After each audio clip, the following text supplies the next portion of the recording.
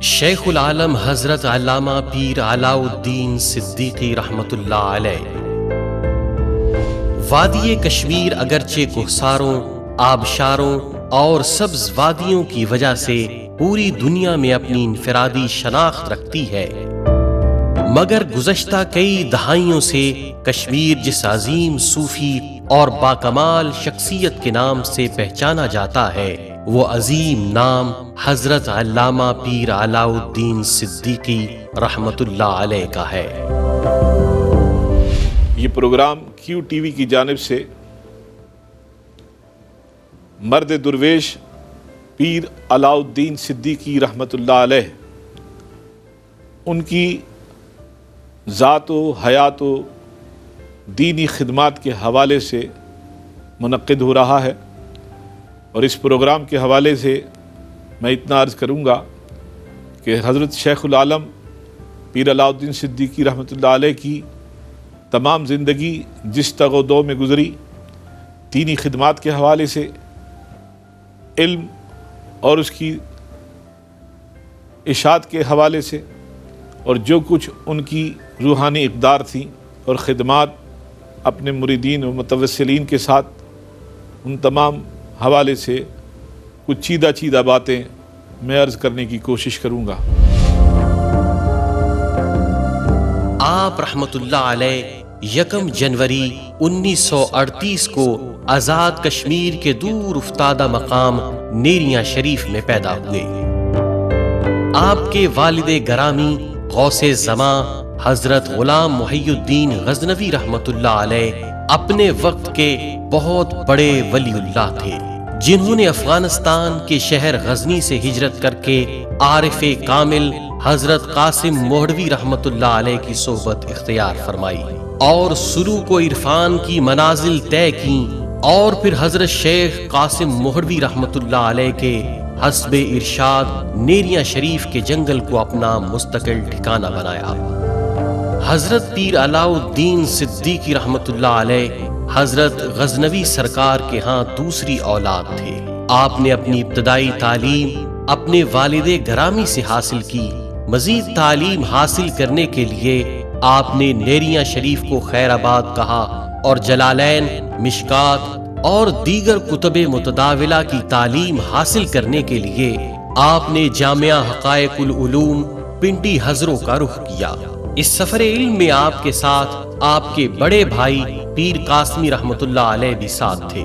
درس نظامی کی آخری کتب کے درس کے لیے آپ فیصل آباد تشریف لائے اور جامعہ رضویہ مظہر الاسلام میں داخلہ لیا، جہاں آپ نے محدث اعظم پاکستان حضرت علامہ سردار احمد قدس سرہ العزیز کی صحبت میں دیگر علوم اور بالخصوص علوم حدیث میں مہارت حاصل کی۔ تفسیر قرآن آپ نے شیخ القرآن حضرت علامہ عبدالغفور ہزاروی قدس سرہ العزیز سے پڑھی۔ آپ نے دوران طالب علمی تمام صعوبتوں کا مردانہ وار مقابلہ کیا، کہیں بھی مصائب سے بچنے کے لیے اپنے پیر زادہ و صاحب زادہ ہونے کے ٹائٹل کو استعمال نہیں کیا۔ طالب علمی کے زمانے سے آپ کے بارے میں یہ بات مشہور تھی، اور حضور قبلہ عالم غوث الامت خواجہ پیر غلام محی الدین غزنوی رحمۃ اللہ علیہ کے خلفائے کرام، جن سے میں نے خود سنا ہے کہ وہ کہا کرتے تھے کہ نو عمری میں، طالب علمی کے زمانے میں، آپ کو عبادت کا اس قدر شوق تھا کہ آپ اکثر راتوں کو جاگا کرتے اور مصلی پر اپنی پوری رات گزار دیتے۔ قرآن شریف کی تلاوت آپ کا معمول تھی، بلکہ جب زمانہ طالب علمی میں اس دور کے شہر لائل پور، آج کا فیصل آباد، جہاں حضرت محدث اعظم مولانا سردار احمد خان صاحب رحمۃ اللہ علیہ کے زیر نگی آپ دورہ حدیث مکمل کر رہے تھے، تو آپ نے انتظامیہ کے لوگوں سے فرمایا تھا کہ اس صاحبزادے کے دروازے کو کھٹکھٹانے کی ضرورت نہیں ہے، یہ خود اپنے وقت سے اٹھ جایا کرے گا، تمہیں آواز دینے کی ضرورت نہیں۔ مگر جو لوگ انتظام پر مامور تھے وہ کہا کرتے تھے کہ جتنا عرصہ آپ یہاں دورہ حدیث کرتے رہے، کبھی ایک روز بھی ہمیں صبح سحر کے وقت آپ کو اٹھانے کی ضرورت نہیں پڑی، کیونکہ آپ کی اکثر راتیں عبادتوں میں صرف ہوتی تھی۔ جب آپ علوم درس نظامی سے فارغ و تحصیل ہوئے، آپ کے والد گرامی قبلہ عالم غلام محی الدین غزنوی رحمت اللہ علیہ نے آپ کو سلسلہ عالیہ نقشبندیہ کی اجازت و خلافت سے نوازا۔ سلسلہ زنجیر کو کہتے ہیں، ایک کڑی سے دوسری کڑی ملے تو اس کو عربی میں سلسلہ کہتے ہیں، اور یہ جو ہم بیٹھے ہوئے ہیں ہم بھی ایک سلسلہ ہیں، ہم بھی ایک سلسلہ۔ پوچھو دل سے دل کی کڑی نہیں ملی، یہ کس نے ملائی؟ قربان نہ جائیں اس پر جو مختلف دور رہنے والے ٹوٹے اکٹھے کر کے کڑے سے کڑا ملایا، کنڈی سے کنڈی ملائی اور سرکار سے وابستہ کر دیا۔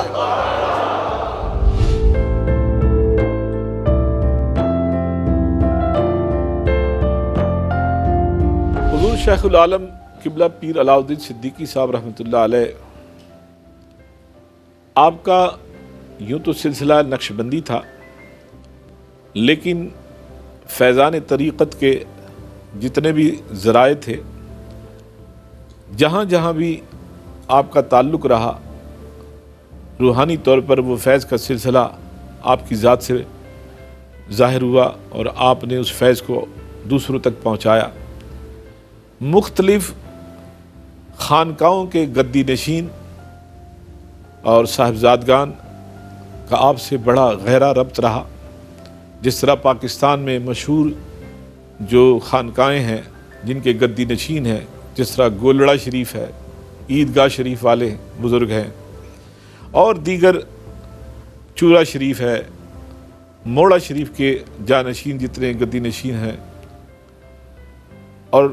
انگلستان میں بھی جس قدر مشائخ اپنے اپنے سلسلوں سے وابستہ ہیں، ان سب کا آپ سے بڑا گہرا تعلق اور بڑی محبت آپس میں رہی ہے، اور یہی وجہ ہے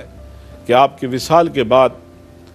اس انگلینڈ کے شہر برمنگھم میں کوئی ایسی گدی نہیں تھی جس گدی کا کوئی والی یا جانشین سجادہ نشین جو ہے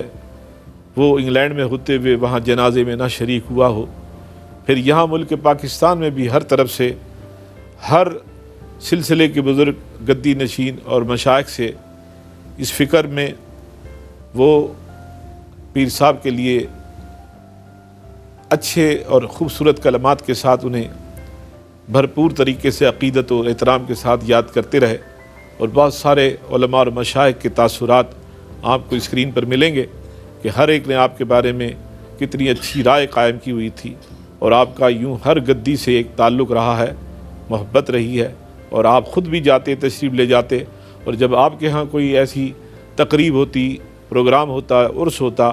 تو یہ تمام گدیوں سے بھی گدی نشین تشریف لایا کرتے تھے۔ قبلہ پیر صاحب کی بات کی جائے علاؤ الدین صدیقی رحمۃ اللہ علیہ کی، تو وہ ایک ایسی خوبصورت شخصیت کے مالک تھے کہ جنہوں نے جہاں مخلوق خدا کی روحانی پیاس بجھائی، وہاں آپ نے تربیت کے حوالے سے بھی بہترین انداز سے لوگوں کی تربیت فرمائی۔ کہیں پہ کالجز قائم فرما کے، میڈیکل کالج، کہیں یونیورسٹی ہیں، آپ کے ساتھ عقیدت رکھنے والوں کی تعداد اس وقت دنیا بھر میں پھیلی ہوئی ہے۔ کسی کے ساتھ بھی جب آپ بات کریں پیر صاحب کی تو اس کی آنکھوں میں آنسو آ جاتے ہیں۔ وہ ایک ایسی محبت والی شخصیت، اتنی پیار والی شخصیت کہ جنہوں نے چہار جانب اگر پیغام دیا تو عشق رسول مقبول صلی اللہ علیہ وآلہ وسلم کا دیا، اصل حقیقت اسلام کی طرف لوگوں کو بلایا، بھائی چارہ، صلہ رحمی۔ اللہ تعالیٰ آپ کے درجات کو بے پناہ بلندیاں عطا فرمائے اور آپ کی خوبصورت تعلیمات پر امت مسلمہ کو قائم رہنے کی توفیق عطا فرمائے۔ اللہ تعالیٰ نے آپ کو گو نہ گو خصوصیات سے نوازا تھا۔ آپ بیک وقت شیخ طریقت، عالم شریعت اور واعظ خوش بیاں و مناظر مسلمان تھے۔ آپ خود بھی ایک بہت بڑے عالم دین تھے، ایک محقق تھے، ایک صوفی باعمل شخصیت میں جو خوبیاں ہوتی ہیں ان تمام خوبیوں کے آپ یوں سمجھ لی کہ ایک مرکز تھے۔ علماء سے نشست و برخاست جب ہوتی تو ادب آداب کے جو طریقے اہل علم کے درمیان ہوتے آپ اسے پورا کرتے، اور مریدین سے، متوسلین سے، دیگر محبین سے جب ملاقات ہوتی تو ان کی ضرورت کے مطابق، ان کی عادت اور مزاج کے مطابق ادب اور اصول کو پیش نظر رکھ کر نشست کیا کرتے تھے۔ اور آپ کی سخاوت کا اور آپ کی فیاضی کا عالم یہ تھا کہ میں نے اپنی 36 سالہ نسبت اور تعلق میں ملک پاکستان میں رہتے ہوئے یا بیرون ملک جہاں آپ تشریف لے جاتے آپ کا دسترخوان وسیع سے وسیع تر دیکھا۔ کوئی ایسا نہیں آیا ہو اور اسے پہلے آپ نے یہ نہ پوچھا کہ تم نے کھانا کھایا یا نہیں کھایا۔ پہلے مہمان کی مہمان نوازی دسترخوان کی صورت، مختلف نعمتوں کی صورت فرمایا کرتے اور پھر روحانی غذا کا اہتمام فرماتے۔ غرض کے ظاہری باطنی دونوں غذاؤں کا اہتمام ہمہ وقت آپ کی طبیعت کا حصہ رہا ہے۔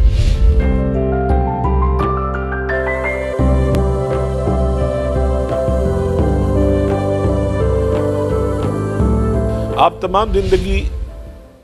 صوم و صلات کی پابندی کے ساتھ ساتھ لباس سے لے کر نشست و برخاست تک، اپنی تنہائی سے لے کر مجلس تک اتباع سنت کا پیکر رہے ہیں۔ اگرچہ آپ کی طبیعت میں بڑی نفاست رہی ہے لباس کے معاملے میں، نشست و برخاست کے معاملے میں، لیکن آپ خلاف سنت کسی کام کو کبھی پسند نہ فرماتے، بلکہ اگر کوئی خلاف سنت کام ہوتا ہوا دیکھتے تو آپ موقع محل کے اعتبار سے لوگوں کی رہنمائی فرماتے اور اتباع سنت کے مطابق آپ تمام زندگی گزارتے رہے اور قرآن و سنت کو ہی حوالہ بنا کر معیار زندگی کا جو ایک پیغام ہے وہ لوگوں کو دیتے رہے۔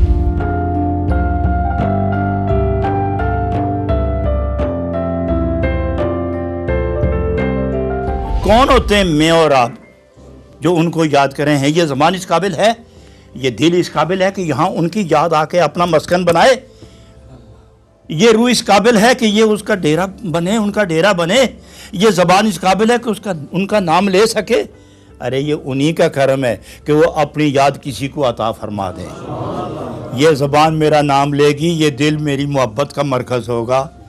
یاد فرماتے نہیں، اس کا تو کوئی غم نہیں۔ نہ بلائیں نا، کوئی پرواہ نہیں۔ کیا یہ تھوڑی سوغات ہے کہ وہ اپنی یادوں کا چراغ ہمارے دل کے اندر رکھے، جلا کے چھوڑ گئے؟ یاد فرماتے نہیں، اس کا تو کوئی غم نہیں، یاد رہتے ہیں، یہی بندہ نوازی کم نہیں۔ یہ ان کا کرم ہے کہ کس مکان میں ڈیرا لگاتے ہیں، یہ ان کا کرم ہے کس دل میں اپنی محبت کا چراغ جلاتے ہیں۔ آپ کی پوری زندگی سنت رسول سے عبارت تھی۔ اٹھنے بیٹھنے، چلنے پھرنے سے لے کر دیگر معاملات میں آپ نبی کریم صلی اللہ علیہ وسلم کے اسوہ مبارکہ کو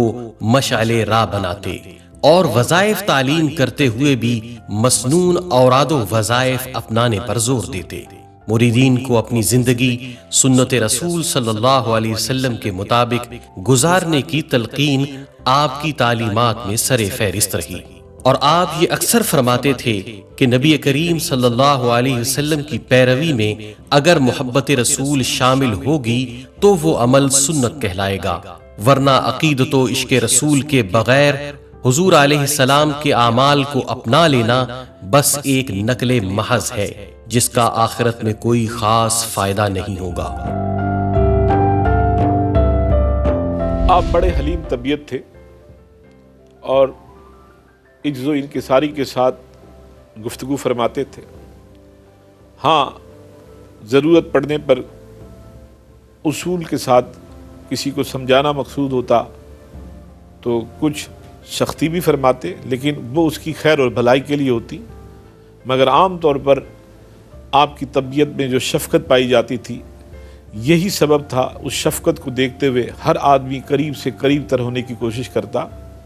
مجھ سمیت اکثر احباب جب بھی ملاقات کے لیے حاضر ہوتے یا ان کی خدمت میں جانا نصیب ہوتا تو کوشش ہوتی کہ آپ سے قریب تر ہوا جائے، کیونکہ آپ کے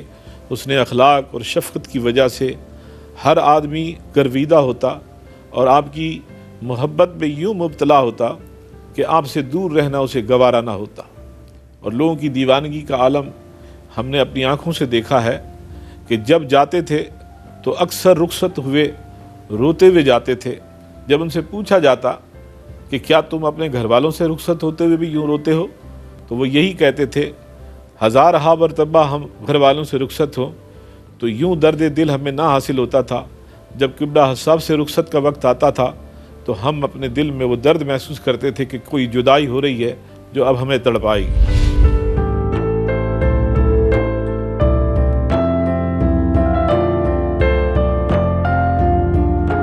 حضرت کے ساتھ تعلق رکھنے والے اور محبت کرنے والوں کا اگر تعداد کا تعین اگر ہم کرنا چاہیں تو یہ مشکل ہوگا، لیکن میں اپنے ایک اندازے کے مطابق یہ بات کہنے میں حق بجانے خود کو سمجھتا ہوں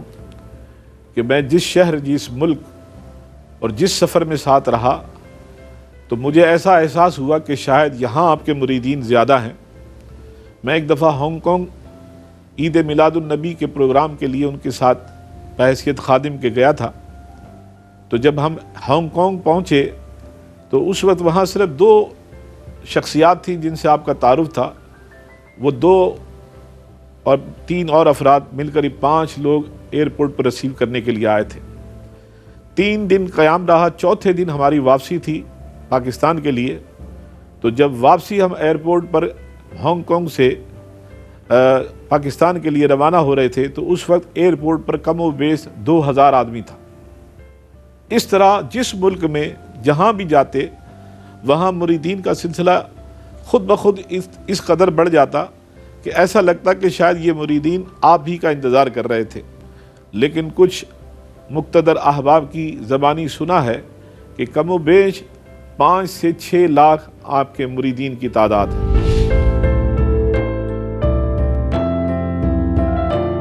آپ کی پرخلوص تقاریر نے ہزاروں بندگان خدا کو راہ توبہ پر گامزن کیا. تمہارا جسم، تمہارے چمڑے، تمہاری ہڈیاں، تمہاری آنکھیں، تمہاری زبان، تمہارا دل، تمہارے ہاتھ پاؤں، یہ سب اپنی جگہ علیحدہ علیحدہ خدا کے سامنے گفتگو کریں گے. وہاں کس طرح اپنے آپ کو چھپاؤ گے؟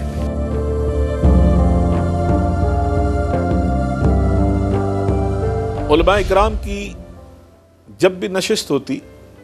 اور علماء اکرام جب آپ سے ملاقات کرتے تو سارا ماحول ایک علمی ماحول ہوتا اور آپ کی گفتگو میں کمال یہ ہوتا کہ بڑے بڑے جید علماء، اپنے وقت کے قابل اور اپنی حیثیت کو علمی اعتبار سے منوانے والے علماء بڑی توجہ اور انہماک سے آپ کی گفتگو سنتے.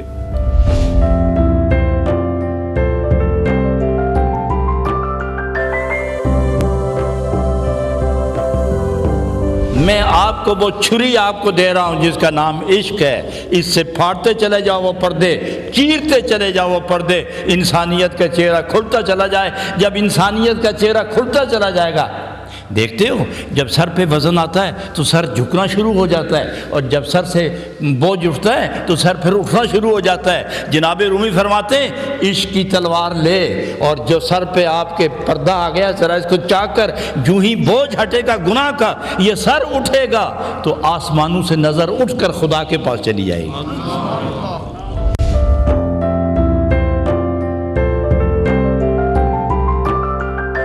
یار باید راہ راہ تنہا مرو. تیرے سفر میں بھی تجھے بھی ایک یار کی ضرورت ہے جو یاری نبھائے. یاری میں ہے کیا؟ ہمدردی. یار کون ہوتا ہے؟ جو راہ کا واقف ہو، جس کے اندر وفا ہو، جس کے اندر حیا ہو، جس کے اندر ہمدردی ہو، جس کے اندر احسان کر کے جتانے کا شوق نہ ہو. احسان کر کے جتانے کا شوق نہ ہو، جس کے اندر ریا بناوٹ تصنع نہ ہو، جس کے اندر کمال کے سوا، محبوب کی لذت جمال کے سوا کوئی اس کے اندر خواہش ہی نہ ہو. اور جو اپنے ساتھی کو، جو اپنے دوست کو، جو اپنے ہم سفر کو، جو اپنے ہمراہی کو بحفاظت منزل تک لے جائے اور راستے کے خطرات سے اس کو بچاتا ہوا لے جائے، اس کو یار کہتے ہیں۔ فسق و فجور کی دلدل میں پھنسے ہوئے لوگ آپ کے دامن سے وابستہ ہو کر معاشرے میں شرافت و اصلاح کے لیے ایک مثال بنتے۔ استغفر اللہ العظیم الذی لا الہ الا ہو الحی القیوم واتوب الیہ۔ یا اللہ توبہ، یا اللہ توبہ، یا اللہ توبہ، سب گناہوں سے توبہ۔ آپ کے ہاتھ پر بیعت ہونے والا کوئی مرید ایسا نہیں ہوتا جس پر آپ کی نظر نہ ہوتی ہے، ملک کے طول و عرض میں بھی اور بیرون ملک بھی۔ جہاں تک مریدین کا آپ سے تعلق قائم ہوا، آپ نے ہر ایک کو اس کی قابلیت اور صلاحیت کے مطابق اس کی تربیت بھی فرمائی، اسے تعلیم بھی ارشاد فرمائی، اور بالخصوص خلفائے اکرام جہاں جہاں بھی جس شہر میں مسند نشین ہے اور آپ کی نیابت سے، آپ کے تعلق سے وہ مخلوق خدا کی رہنمائی اور بھلائی اور ذکر و اذکار کے سلسلے قائم کیے ہوئے ہیں، ان سب پر آپ کی اس طرح توجہ رہتی کہ خلفائے اکرام کو باقاعدہ آپ بلواتے، ان کے ساتھ معاملات پر گفتگو فرماتے، انہیں ہدایات جاری فرماتے، اور مخلوق خدا کی خیر اور بھلائی اور رہنمائی کے لیے کچھ ضروری معاملات ان سے ڈسکس کرتے، اور پھر جہاں تک ہو سکتا آپ مریدین سے براہ راست خود ان کے حالات جاننے کی کوشش کرتے، اور پھر مناسب جو ان کے لیے ہدایت ہوتی، رہنمائی ہوتی، آپ اسے فرمایا کرتے۔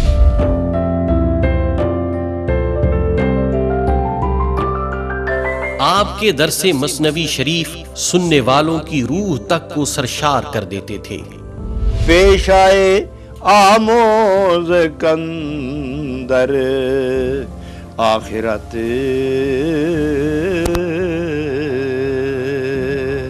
اندر آید دخل کسب و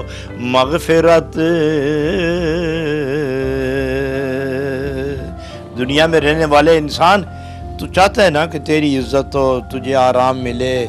تجھے وقار ملے، تجھے احترام ملے، تجھے پیار ملے، تو پھر ایسا عمل کر، ایسا پیشہ اختیار کر کہ تو یہاں بھی باعزت ہو اور کل قیامت والے دن بھی مغفرت کا تاج تیرے سر پہ رکھ دیا جائے۔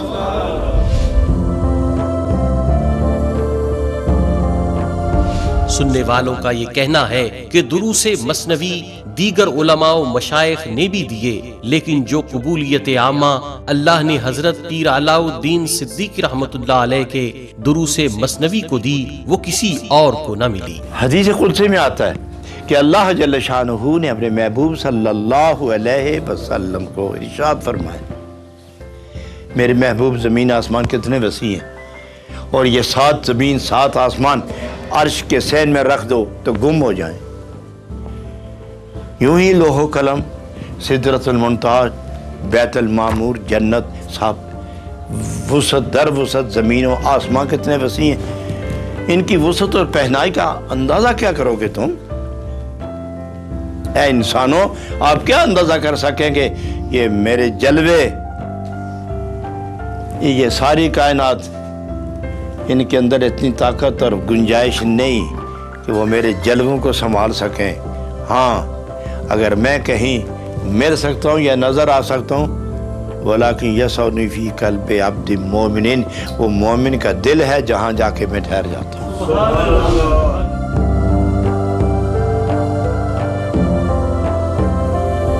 درس مثنوی کا سلسلہ آپ نے شروع کیا تو میں خود اس بات کا شاہد ہوں کہ ایک بہت بڑے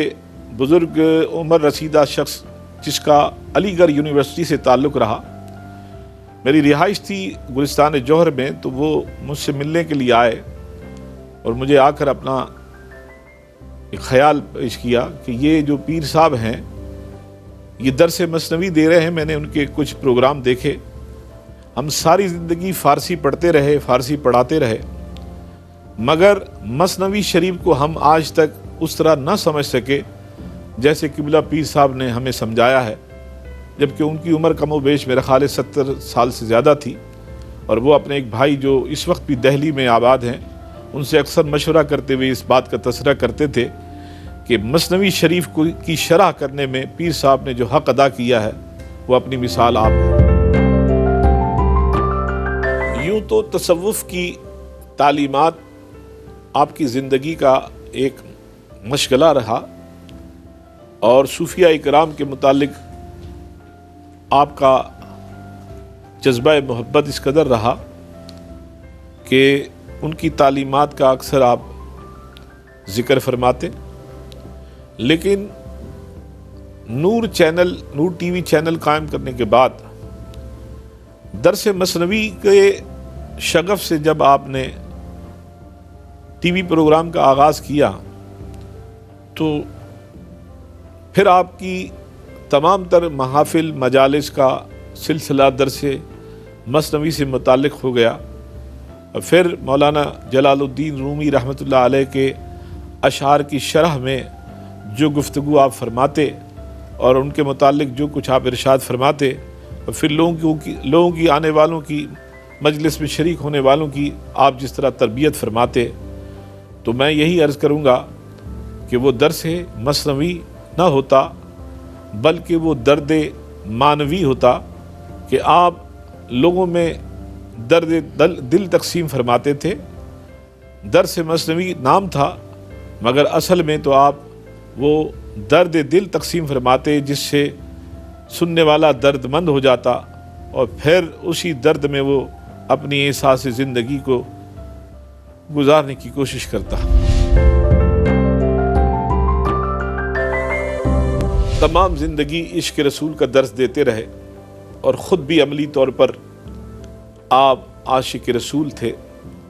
ہمیشہ عشق رسول کی بات آپ کی زبان پر رہی، اور کبھی محفل نعت ہوتی تو آپ کی رغبت کا اور آپ کی محبت کا عالم یہ ہوتا کہ آپ پر اس وقت دیوانگی طاری ہوتی۔ بسا اوقات ہم نے آپ کو اشک بہاتے ہوئے دیکھا اور اس کیفیت کے ساتھ نعت سنتے ہوئے دیکھا کہ پوری محفل پر آپ کے اس درد اور غم کا احساس غالب آ جاتا۔ آپ خود بھی نعتیہ اشعار لکھتے، اور آپ نے اپنی عمر کے اوائل دور میں ایک نعت کا مجموعہ مرتب کیا، لیکن شاید حضور قبلہ عالم غوث الامت حضرت خواجہ پیر غلام محی الدین غزنوی رحمۃ اللہ علیہ نے جب اس مجموعے کا مطالعہ کیا تو آپ نے اجازت نہیں دی بلکہ ارشاد فرمایا کہ جو کچھ تم نے لکھا ہے شاید لوگوں میں اتنی اہلیت نہ ہو، لہذا اس کی اشاعت کرنے کی ضرورت نہیں، مگر پھر بھی جب بھی موقع محل کے مطابق آپ کو موقع ملتا تو آپ کوئی نہ کوئی اشعار ضرور ارشاد فرماتے۔ عمر کے آخری حصے میں بھی آپ نے کچھ نعتیہ کلام لکھے تھے، شاید وہ کچھ کتابوں میں محفوظ ہے۔ ایک میں نے گفتگو کی تو اس کے بعد یہ کلم بند کر دیا، در محبوب نہیں ملتا محبت کے بغیر، محبت بھی نہیں ملتی عنایت کے بغیر، لا ریب یہی عشق ہے راہبر اپنا، لا ریب یہی عشق ہے راہبر اپنا، جیتا نہیں دیوانہ معیت کے بغیر، جیتا نہیں دیوانہ معیت کے بغیر، عشاق بھی شرک گوارا نہیں کرتے، عشاق کبھی شرک گوارا نہیں کرتے، ان شرک لظلم عظیم، لیکن عاشق شرک قبول نہیں کرتا، ایک دل وچ دوسرے نوں آن دیندا ہی نہیں جتھے معبود، مطلب یہ ہے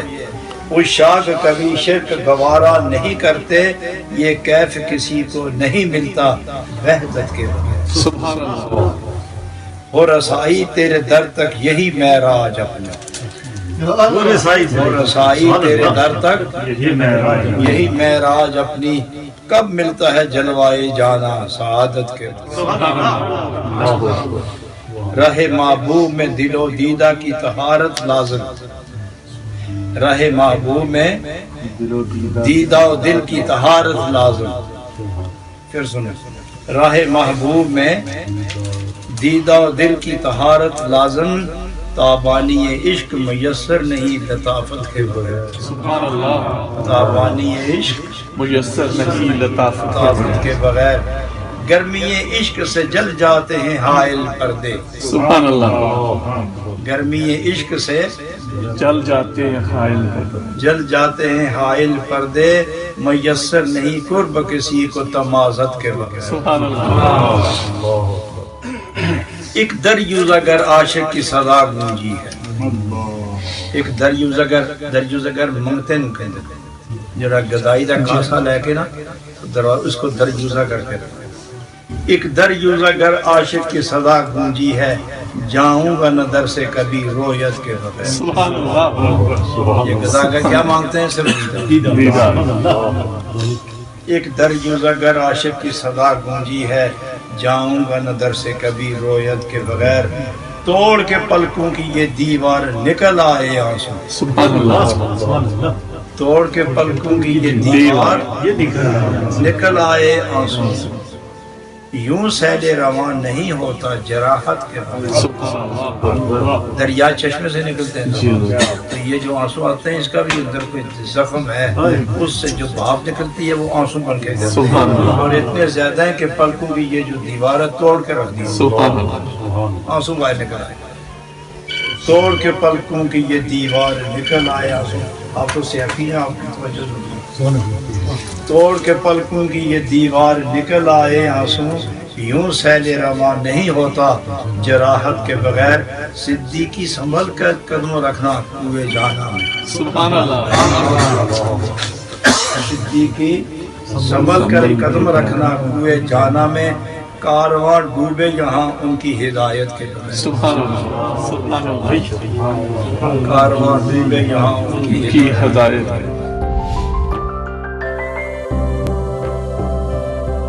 آپ نے ہمیشہ اس بات پر درس بھی دیا اور اپنے متعلقین کو بھی یہی تعلیم دیتے رہے کہ باہم محبت، شفقت، رواداری اور ایک دوسرے کا خیال رکھتے ہوئے زندگی گزارنے کی کوشش کرو، اور بحیثیت مسلمان جہاں سے گزرو تمہاری صورت، سیرت، کردار اور عمل سے یہ ثابت ہو کہ تم ایک مسلمان ہو، اور تمہاری گفتار اور رفتار اور تمہاری سیرت اور تمہارا اخلاق نبی کریم صلی اللہ علیہ وسلم کے اس اسوہ حسنہ سے تعبیر ہے جس طرح آپ نے حکم فرمایا، اور اس میں بالخصوص دوسروں کے ساتھ ہمدردی کا طریقہ اور برتاؤ کہ آپ اکثر اپنے مریدین کو اور بالخصوص خلفائے کرام کو یہ تبلیغ اور تعلیم دیا کرتے تھے کہ جہاں جاؤ لوگوں سے ہمدردی سے پیش آؤ اور باہم مسلمانوں میں اتفاق پیدا کرنے کی کوشش کرو، اختلاف اور انتشار سے بچو، جس قدر ہو سکے ایک دوسرے سے رواداری اور محبت سے پیش آؤ، کیونکہ یہی وقت کا تقاضا ہے اور وقت کی ضرورت ہے.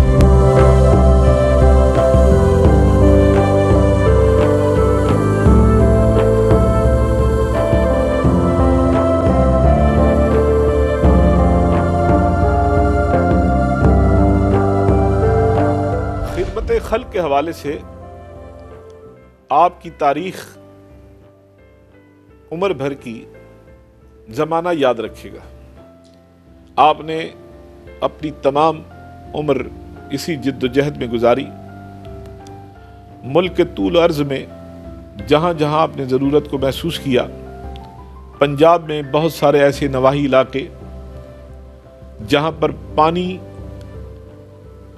کی عدم دستیابی کے باعث لوگ پریشان حال تھے،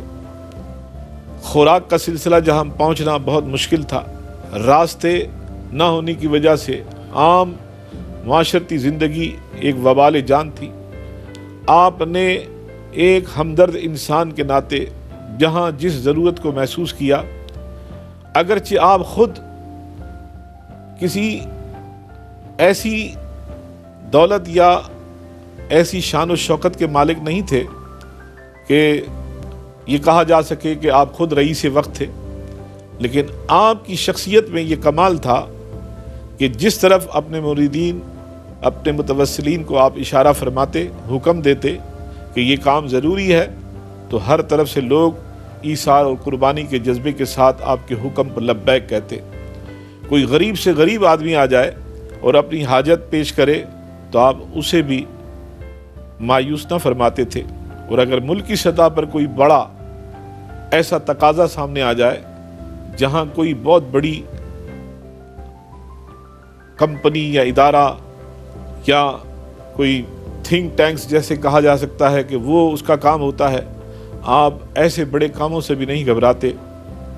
2005 میں جب کشمیر میں ایک قیامت خیز زلزلہ آیا تھا اور ہر طرف تباہی اور بربادی کا سما تھا، لاکھوں خاندان اجڑ گئے، سینکڑوں گھرانے بے یار و مددگار کھلے آسمان کے نیچے زندگی گزارنے پر مجبور تھے، اس وقت آپ نے حکومت آزاد کشمیر کو خود یہ اپنی طرف سے خدمات پیش کی کہ 4000 بچے جن کا کوئی سرپرست نہیں ہے وہ ہمارے کا حوالے کر دیے جائیں، ہم ان کی کفالت کریں گے۔ اور آپ نے حسب وعدہ ان ہزاروں بچے اور بچیوں کو اپنی کفالت میں لے کر ملک کے مختلف مراکز میں ان کی خوراک، رہائش، ان کی دیگر ضروریات کے لیے انتظامات کیے، اور پھر کئی سال تک یہ سلسلہ جاری رہا۔ آپ ہمیشہ اسی تگ و دو میں رہتے تھے کہ مخلوق خدا کی جس طرح بھی ہو سکے مدد کی جا سکے۔ آپ نے بھرپور عملی زندگی گزاری جس کی مثالیں ملک و بیرون ملک میں قائم آپ کے ادارے ہیں۔ آپ نے کشمیر میں محی الدین یونیورسٹی کی بنیاد رکھی اور اس کی تکمیل فرمائی۔ یہ آزاد کشمیر کی پہلی یونیورسٹی تھی۔ یوں تو قبلہ حضرت صاحب رحمۃ اللہ علیہ نے ابتدائی طور پر بہت سارے اداروں کی تخلیق فرمائی، مگر آپ اکثر اس بات کی فکر آپ کو لاحق رہتی کہ کوئی ایسا تعلیمی منصوبہ، کوئی ایسا تعلیمی ادارہ جو کسی خاص خطے یا ملک کے لیے نہیں بلکہ تمام مسلمانان عالم کے لیے نفع بخش ہو، جہاں ہر خطے سے، ہر ملک سے لوگ آ کر استفادہ کریں۔ تو یہ آپ کا ایک منصوبہ ذہن میں آپ کے ہمیشہ رہتا، اور اس کے لیے آپ نے پھر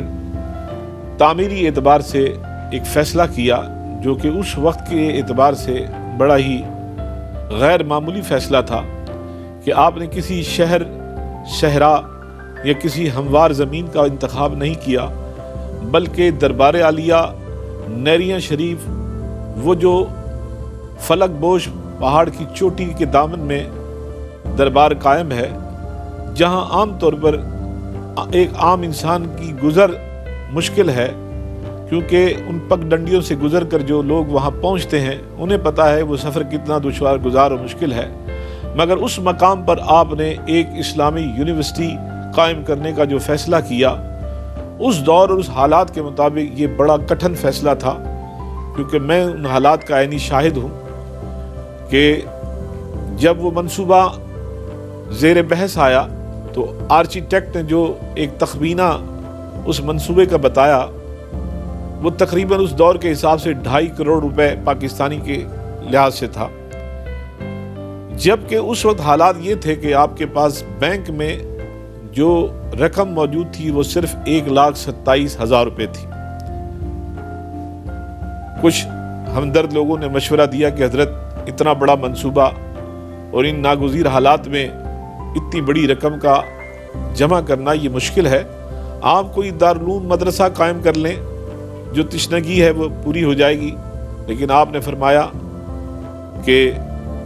یہ میرا کوئی ذاتی مکان یا میری ضرورت کا سامان یا میری اپنی کوئی غرض نہیں ہے، یہ اللہ کے دین کا معاملہ ہے، اللہ خود اس کا انتظام فرمائے گا۔ اور یوں پھر وہ کروڑ ہا روپے کے بجٹ سے تعمیر یونیورسٹی نیریاں شریف محی الدین اسلامی یونیورسٹی قائم ہوئی۔ پھر اس کے بعد آپ نے حالات و ضرورت کے تحت، کیونکہ آزاد کشمیر میں کوئی میڈیکل کالج قائم نہیں تھا، آپ نے ایک مصمم ارادے کے ساتھ میڈیکل کالج کا اعلان کیا، اور پھر میرپور آزاد کشمیر میں آپ نے میڈیکل کالج قائم کیا، ہاسپٹلز بنائے اور بہت سارے رفاعی ادارے قائم کیے، PCO مساجد آپ نے قائم کی، مدرسے بنائے، اور نور ٹی وی کی شکل میں آپ نے امت کو ایک خوبصورت تحفہ عطا فرمایا۔